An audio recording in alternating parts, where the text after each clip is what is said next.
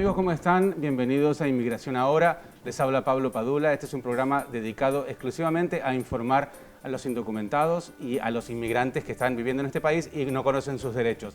Está conmigo la abogada Mayra Yoli, quien sabe mucho más de lo que uno necesita saber, y tu idea fue crear este programa.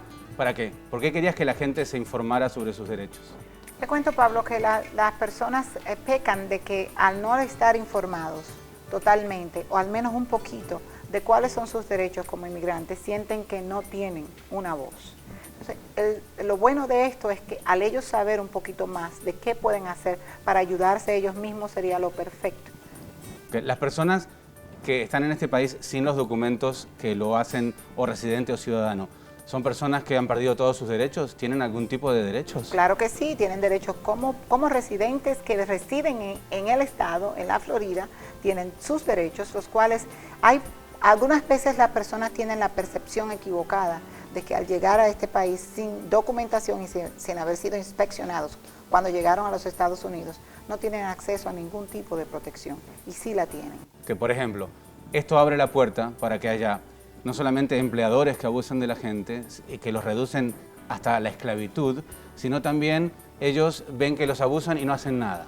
Entonces, tú tienes un caso específico que muestra de una forma bastante violenta, digamos, cómo se puede abusar de personas, cómo quitarles los derechos, cómo tratarlos como si fueran esclavos. Entonces, quiero que me des un poquito de información sobre ese caso y luego tenemos a las personas aquí para que nos cuenten qué fue lo que les pasó. Bueno, se trata de un caso bastante único. En este caso, hay una protección que el Congreso otorga a las personas que han sido víctimas de violencia, que han sido perpetradas en los Estados Unidos, y ellos han colaborado para capturar al culpable. Se está hablando de crímenes de violencia, claro, violencia doméstica, se habla también de secuestro involuntario, se habla también de esclavitud involuntaria, pero todo esto está relacionado con hombre-mujer o cosas que pasan dentro del vínculo familiar, más o menos, o de otras personas en el vecindario, vamos a decir. En este caso, estos muchachos fueron víctimas de un crimen perpetrado por una compañía con la cual o para la cual trabajaban. ¿Cuál es el nombre de esa compañía? La compañía se llama Waste Pro. Esta compañía tuvo una serie de irregularidades, las cuales forzaron al Departamento de Seguro Social a hacer una investigación. Cuando hicieron la investigación, los únicos culpables que quedaron, como quien dice, con las manos en la masa, eran los muchachos que estaban trabajando.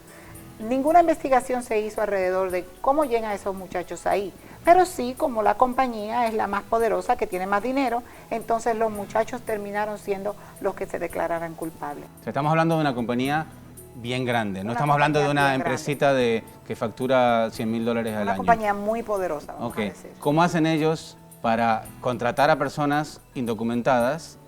Y explícame un poquito sobre la esclavitud a la que eran sometidas estas personas. Lo que pasa es esto: las personas indocumentadas, ellos tenían un personal que trabajaba dentro de la compañía, que se encargaba de ir a recoger este grupo de personas que sabían dónde estaban, para venir a trabajar. El trabajo es un trabajo bastante fuerte. ¿De qué se trata? Era algo de la basura, ¿no? Recoger basura, clasificar basura. Entonces, ¿qué pasa? Estas personas estaban supuestas a trabajar un periodo de tiempo al día, le hacían trabajar el doble de las horas que tenían que trabajar, y a veces le pagaban, si eran horas extras que tenían que ser pagadas legalmente a tiempo y medio, se las pagaban a medio tiempo, menos del normal de horas regulares. Y todo tipo de abusos que fueron cometidos con ellos, que hasta para mí como abogada son cosas nuevas, porque la forma que una persona puede construir un crimen, o puede construir un crimen de cuello blanco, es ilimitada. O sea, un nivel de crueldad y de falta de humanismo increíble. Me gustaría que los presentes. Ellos están aquí. Sí, ellos están aquí. Entren, que entren por favor al estudio y preséntalos y dime quiénes son, y que ellos luego expliquen un poquito cuál es el problema que han tenido. Sí, adelante, por favor.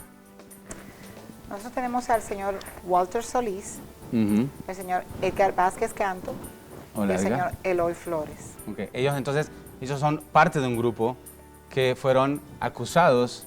Además de todo el abuso, fueron acusados. Cuéntame de qué fueron acusados. Fueron acusados de que ellos habían sometido reclamos de compensación al trabajador de sobre $20,000. cuando tú te das cuenta, estas personas, cuando fui a verlos a primera vez, me doy cuenta, ¿dónde está el dinero? Si ellos cada uno hizo un desfalco a la compensación al trabajador de $20,000, ellos hubieran dicho, mándeme para mi país porque tengo suficiente dinero. Claro, eso Cuando les sirve para vivir un par de años. Empecé a investigar y me dicen, no, nosotros nunca hicimos. Entonces, como tú comprenderás, hay una parte humana más de la parte profesional que tú te pones a pensar, ellos podrían haber sido mis hermanos, mis hijos, mis padres que tuvieran esa situación. Claro. ¿Qué haría una persona cuando está en esa situación? Quisiera que alguien por lo menos los oyera. Claro. Edgar, cuéntame entonces, ustedes estaban trabajando, estaban recibiendo un salario bastante bajo y sin embargo los abusaban también, les hacían pagar. ¿Cómo hacían para empezar a trabajar ahí, por ejemplo? Nosotros cuando empezamos a trabajar en la compañía Westepro, nosotros nos cobraron $800 por entrar a trabajar. Ok. ¿Cuánto ganaban ustedes ahí en ese lugar? Nosotros ganábamos un sueldo aproximadamente de $1,200, pero trabajábamos entre 130 a 140 horas a la quincena.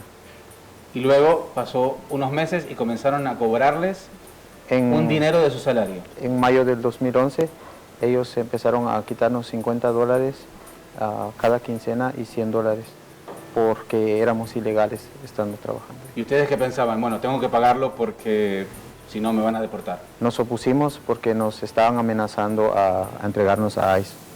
Muchos de nosotros nos opusimos para no querer entregar nada y nos amenazaron que nos iban a despedir. Cambiaron. La gente normalmente, cuando no tiene papeles en este país o documentos, piensa que esas amenazas son reales. Así es. Y la abogada sabe muy bien que eso no es así.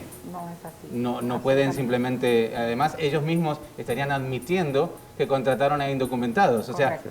cuéntame, Mayra, por favor, ¿cuál es la veracidad de ese tipo de amenazas que todo el mundo escucha en todos lados? Esas amenazas no tienen ningún fundamento, porque la persona no puede usar el sistema para entonces tener una ganancia personal. Pasaría en el caso de un esposo que amenaza a la esposa con inmigración para evitar que ella se vaya de una situación de abuso. Esta es una situación de abuso también. El abuso fue cometido, pero date cuenta que ellos se cubrían diciendo, nosotros no lo tenemos preso aquí, ustedes pueden irse cuando quieran, pero no están sabiendo ellos muy bien que la condición de tener un trabajo y tener una entrada para poder mantener a su familia, ese es el nivel que ellos usaban para poder amarrarlos al trabajo y que ellos puedan cumplir con su trabajo y más allá. Okay. Tú pasaste un tiempo en la cárcel. ¿Cómo Sí. pasas de trabajar en este lugar a estar 15 meses adentro de la cárcel? ¿No lo entiendes? Quedas en shock totalmente porque tú sabes de que no has cometido ningún crimen que te manden a la cárcel. O sea, pero a ti te acusan de algo simplemente para sacarte del camino, Así para es. que Ellos- te deporten. ellos- ¿Ese es el propósito? Ellos nos utilizaron como chivos expiatorios, pero a raíz de eso se inició una gran investigación encima de la compañía. Cuéntame un poco sobre la investigación y cuéntame también qué tiene que ver esto con los Dreamers, con la gente que está tratando de conseguir su visa para quedarse en el país. Sucede que a nosotros, aparte de los abusos laborales y amenazas, a nosotros nos mandaron a descansar en junio del 2011 para diciembre del 2011. Nos mandaban a descansar con el hecho de cobrar ellos nuestro salario. Ellos estaban haciendo todo eso mientras nosotros no hicimos nada. O sea, es una especie de organización criminal, porque todo lo que me estás contando es, te sacan dinero de tu salario, luego te mandan a descansar y cobran tu cheque, te acusan de algo que tú no hiciste, o sea, eso asusta, ¿no? Aparte lo del Workers' Comp que ellos aducen que nosotros hicimos, nosotros nunca hicimos nada de todo eso, porque nosotros nunca fuimos al doctor, nunca fuimos a buscar ayuda, porque nosotros pagábamos nuestros doctores, nosotros tenemos pruebas de eso. A nosotros se nos amenazaba que si íbamos al doctor, nunca mencionar Westpro, nunca mencionar Westpro. O sea, todo basado en el miedo. O sea, la razón principal de todo lo que les pasó a ustedes es que había un miedo a ser deportados y ustedes tienen familia, ¿no es Así cierto? es. Y eso es lo que no quieren, Así es. separarse de la familia, irse de este país, volver a entrar si pueden, o sea, es un inconveniente. ¿Qué fue lo que cambió toda la situación? Ustedes estaban a punto de irse. ¿Por qué cambió todo? Gracias a la abogada Mayra Yoli, a los Dreamers, que la organización Dinilla, que nos apoyaron muchísimo en todo esto. Por el Pero lado, fue que no te quedaste callado. así es. Porque lo peor que puedes hacer es quedarte callado y no decir nada de lo que te está pasando. Algo de decirle a muchas personas indocumentadas acá es que no tengan miedo. Puede hacer que se les cierren puertas, pero hay personas con un corazón tan grande como la abogada Mayra y la organización Dinilla, que ellos nunca nos abandonaron. Y Dios, por supuesto, que estuvo al frente de todo esto, porque Él permitió todo esto en nuestras vidas. Ok, vamos a dejar el tema acá. En el próximo video nos van a contar cómo hicieron para evitar la deportación, también la doctora nos va a contar.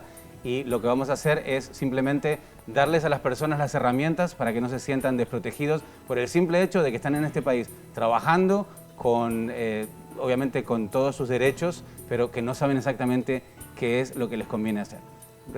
Vamos al siguiente video y si quieren dejar algún comentario sobre esto, por ejemplo, abajo de este video pueden escribir sus comentarios, sus consultas a la doctora, que ella con todo gusto las va a leer y las va a contestar.